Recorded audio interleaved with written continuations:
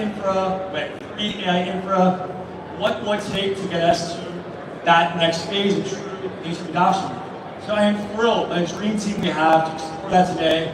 Please welcome David Fields, Lele, Eric Weiner, Nicolas, and Sam Ewan, my colleague at CoinDesk. Thank you.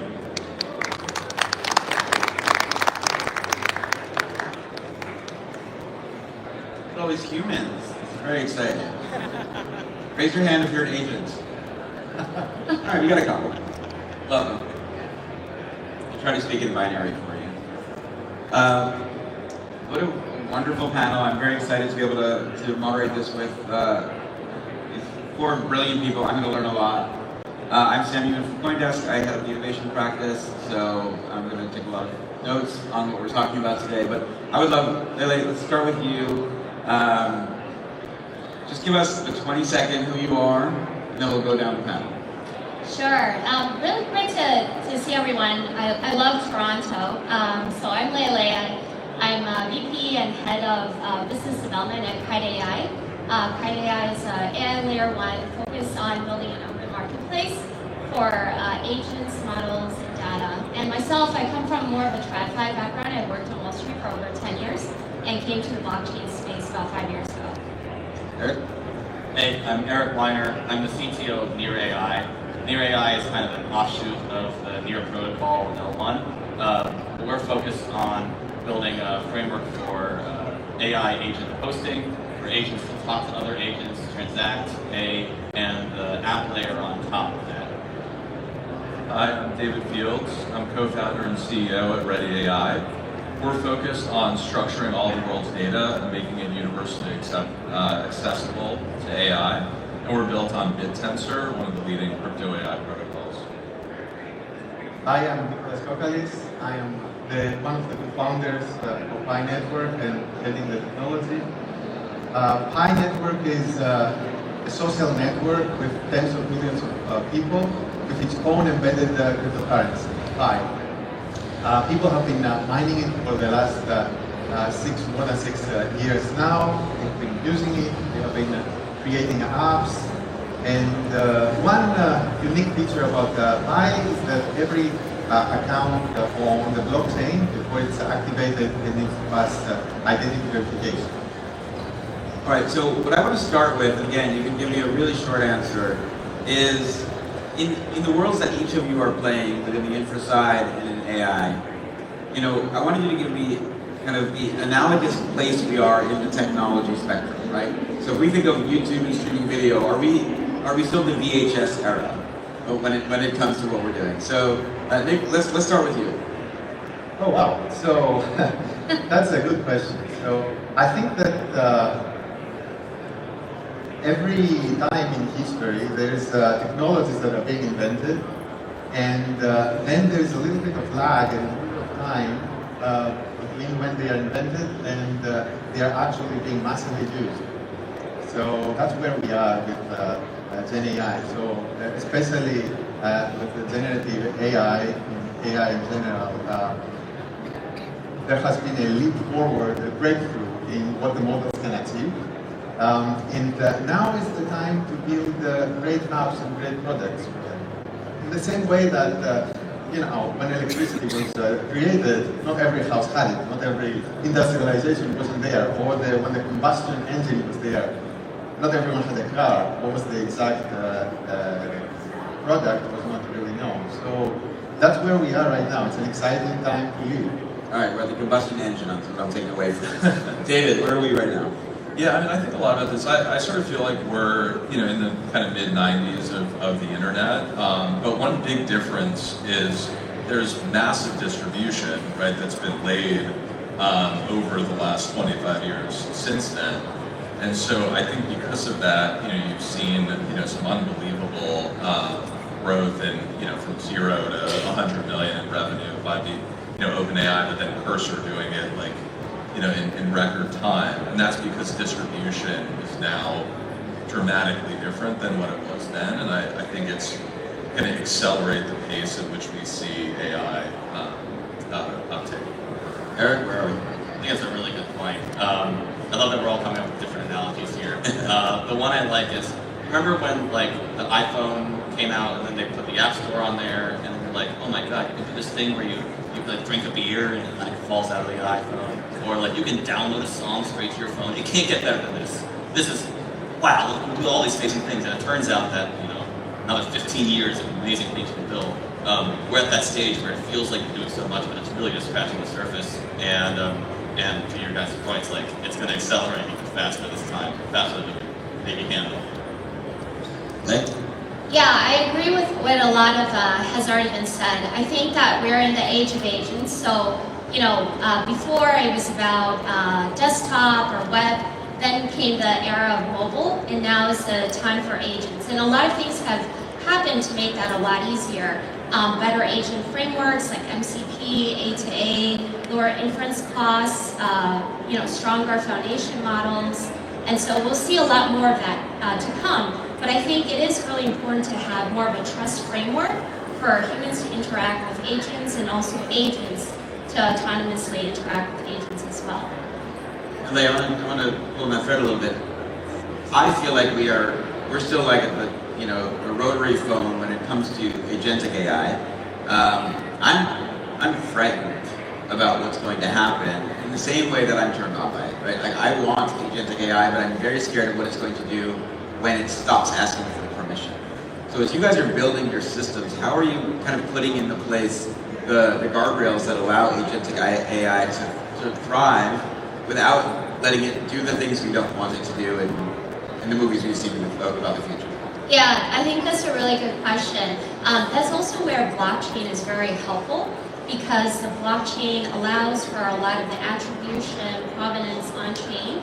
You can track how an agent was created from the data that went into the agents and model builders. And you can also have a lot of smart contracts have programmable logic, which serves as a service agreement, which helps you check the performance of agents, potentially resolve disputes as well. And of course, the blockchain provides a payment rails, because for agents, it's very difficult to access credit cards or someone's bank accounts, but stablecoin and blockchain rails is a natural fit for that.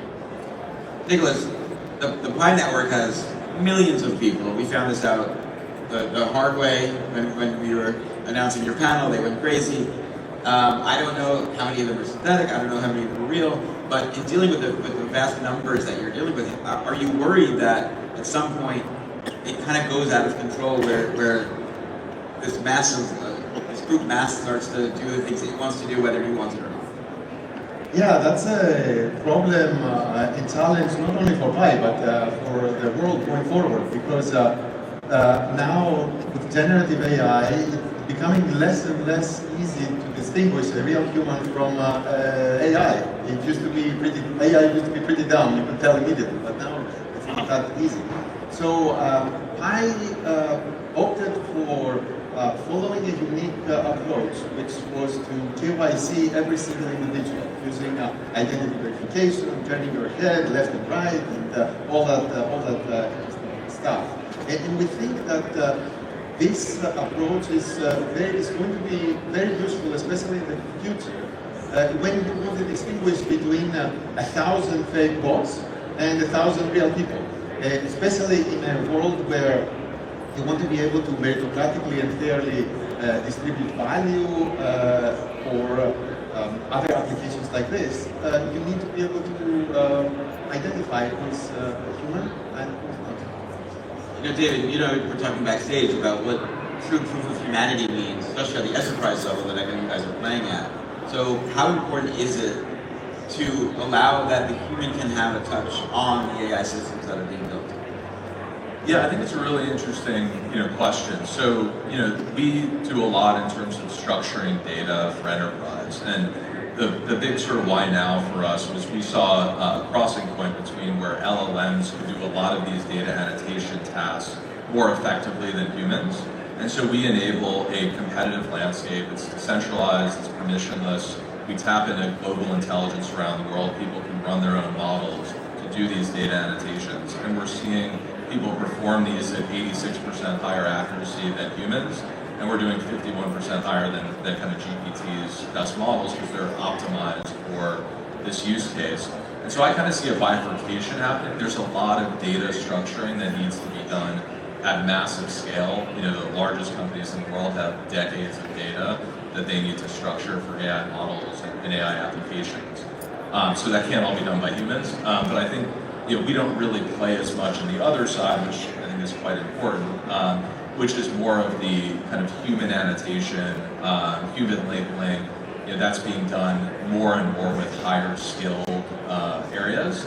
But we were talking a little bit backstage. Well, where does that crossing point happen for some of those higher skilled labor? Is that 3 years? Is that 10 years? Is it 20 years? But AIs are getting smarter at a crazy accelerated pace. Eric, I want to ask you about the idea of decentralization. So Near is so early. It was one of the pioneers in the idea of AI in decentralization. Ilya's been talking about this forever. I find it hard in the world outside of this room to talk about why decentralization matters in the AI system when, you know, when 400 million people are comfortable going to ChatGPT or use Grok or use Gemini. Why do we need decentralization, especially in the context of this agentic conversation? Sure. I think of two things. First of all, I think it's more developers and enterprises that will drive decentralization than it is the actual end users. I like WhatsApp as an example here. Most people, like WhatsApp has billions of users, and they adopt a lot of the end-to-end encryption tech that's used in Signal. People who are really paranoid about security, they tend to use Signal, but more people are using WhatsApp, and it's great that WhatsApp at least purports to care about that. Similarly, like, you can convince developers that these principles are important and they will pass it on to their users and convince their users. Secondly,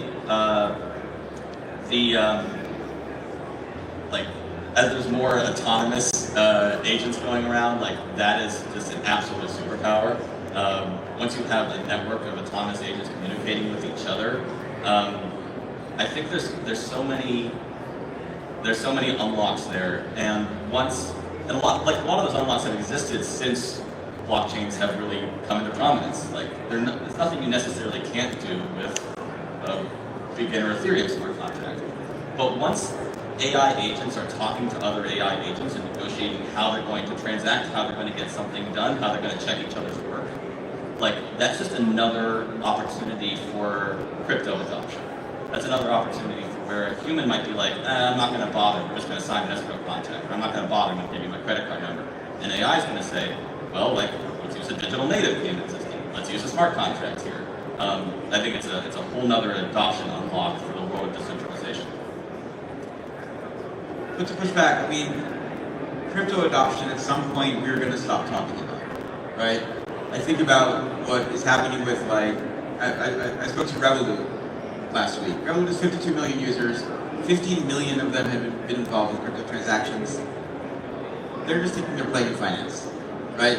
So I guess, how important is it for the masses, and you guys are building infra, how important is it for the masses to even have to understand that decentralization matters? Oh, none. Any more than just in my previous example, most people even know what end-to-end encryption is. It's up to us to get ourselves out of the mindset of we need to be pushing crypto and into the mindset of we need to be pushing amazing applications, amazing use cases to people, and that just happen to be built on these principles. We're not going to win by pushing the principles. We're only going to win by making better stuff. So, I mean, Nicolas, when you're talking to the Pi Army, and they're vocal, are they vocal about decentralization or are they vocal about Pi? So I think that in general, when we're thinking of decentralization and AI, and there's another aspect. There is, of course, the technical challenges and how we can embed this into technology, how we can do training, how we can distribute the reports. But there is also the concept of value capture. So in a future where more and more work is done by agents and by AI, It is important to make sure that the value is not only captured by a few individuals or a few companies, and it can be captured by a large number of people. And that's where blockchain and our projects can come to play. And the founders of those projects and the people who are working on it need to come to think about how blockchain can help with value capture. So when we think of building an agentic strategy, what are the 3 things that you need to know in order to be successful? Yeah, well, I think also just going back to your question about decentralization, for users, I don't think they necessarily care so much about decentralization, but what I do care about is what are you doing with my data? How are you using it? And I think that's been one of the biggest criticisms of a lot of centralized companies. And there have been a lot of lawsuits as well in terms of taking user data and training models behind the scenes. Also, I would love to get rewarded if you're using something that I have produced or I've interacted with to train an agent that then comes back and targets myself as well. And I think that's really important for a lot of the different consumers out there. And then also in the centralized world, you are at the mercy of a lot of the pricing and rate limits. And for example, we were just about to launch our new testnet and featuring some of our partner agents, and a rate limit and pricing issue immediately came up from kind of the core foundation model. So I think those things are very important. But I still look at the fact that people are utilizing Spotify to listen to music, Netflix to watch videos, ChatGPT to do their open AI, their conversations with an LLM. And I don't think those users are thinking through the lens of, wait, do I get rewarded for what I'm giving in? I'm frightened by what ChatGPT knows about me, right? And I do it every day, and I willingly give that.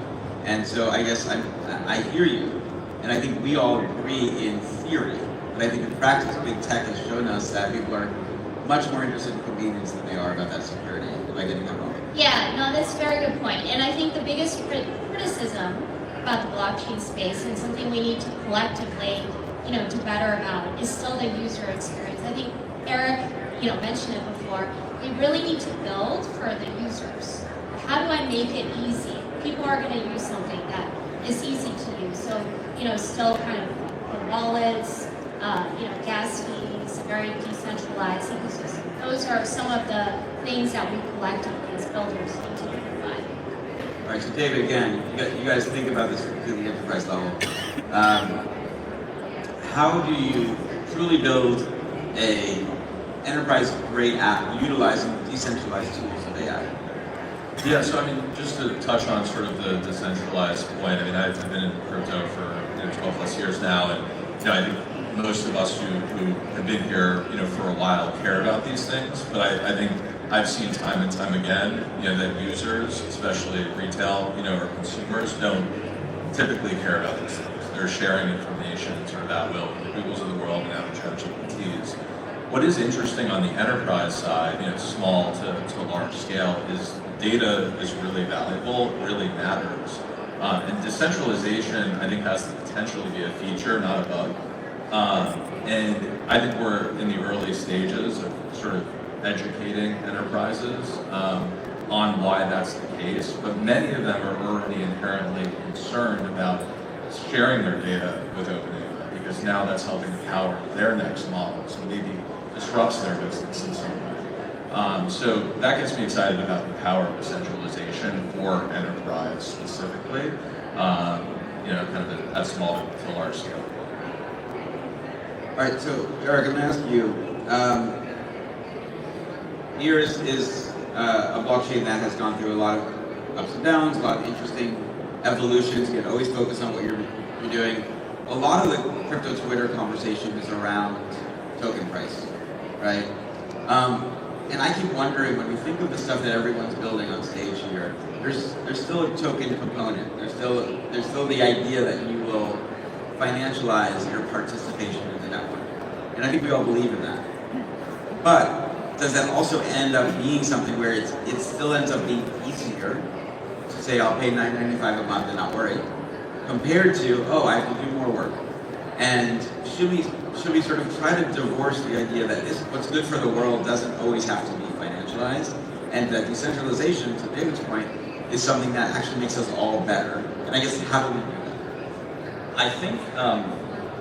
I think as you get lower level, you tend to be a little bit more, you tend to use more like rational micropayment models. And this is true in Web2 space and in the Web3 space, and in the offline space. You know, if I'm buying something in bulk, I'm gonna pay in a certain way.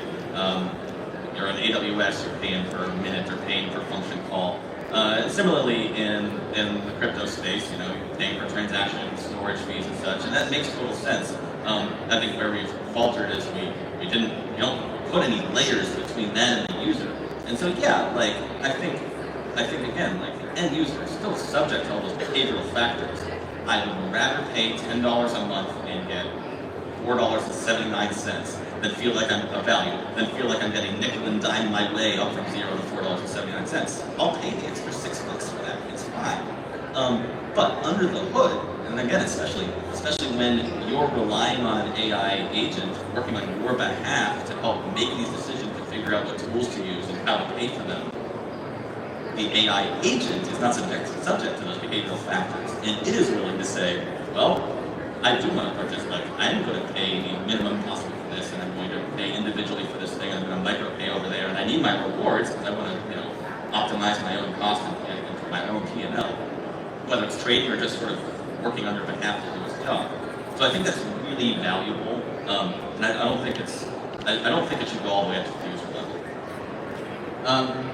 Running out of time, my last question relates exactly what you said, and I want to get each of your opinion on it.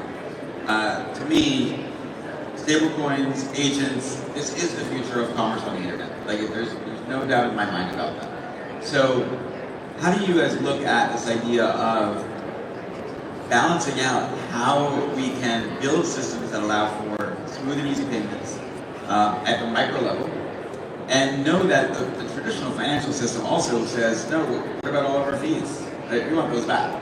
But we are reinventing a new way of commerce, a new way of engaging with each other. So just give us, final thoughts to start with you, Nicolas, on what it means to bring agents, stablecoins, decentralized AI networks together and build the absolute future. You have 30 seconds. Okay, so I think that I would take this as follows. I would say that people need to build great apps, great products. Once you have a great product, it will trump everything else. And in order for you to do this, you need to have a lot of trials, and today is a great time with generative AI, where there's a lot more people who can create and try products. So networks that have a lot of people will naturally be able to have a competitive advantage in being able to empowering them and creating a lot of different products and a lot of different value. So by having value, eventually you're going to convince everyone else to accept it. David? Yeah, so I mean, kind of going back to the internet in the mid-90s analogy, I think that stablecoins has really been a foundation that's been laid now for a decade plus. I mean, it's a core piece of technology in the agentic system that I think that decade was really critical for. So I think you're going to see, an explosion in AI agents over, the next couple of years, and figuring out the right transition to like fully autonomous agents outside of, kind of control and authorization will be interesting. There'll be blow-ups, but I think it's going to be really exciting for this next couple of years. Eric, agents, payments. Yeah, I mean, I think payments are under the core of so much of what we're trying to get at here. What we're trying to build, we call it AITP, which is sort of our agent interaction and transaction protocol. That's how agents can pass structured data to other agents. That includes payment instructions. And we think the way that can succeed is, first of all, don't think of it as just crypto payments. Build in all the features of fiat payments, rewards, credit, dispute resolution, all done via AI, and things you can't do in the fiat world, like revenue share and affiliate revenue that hits everybody along the path of whoever made that transaction possible, even if it's a quarter of a cent's worth. That gets everybody incentivized to move from the fiat rails onto the crypto or the stablecoin rails. I think that's, and so like, then you build from there. You start to convince those AIs to move on to the AITP or whatever the crypto payment rail is going to be. Lay, bring us home. Sure. So agents, stablecoin, right? And enterprise. So first of all, I think partnering with enterprises is key because they have the mass distribution users, and they always think about building in a sustainable way. Revenue is not bad, and that's something that the whole industry does need to really work towards. I think a way to position charging fees is there's always a way to have some type of fee split or revenue share, or way to give back to the users that are using those stablecoin products. All right. Well, that's all the time we have. Thank you all so much for this. It was wonderful. Thank you for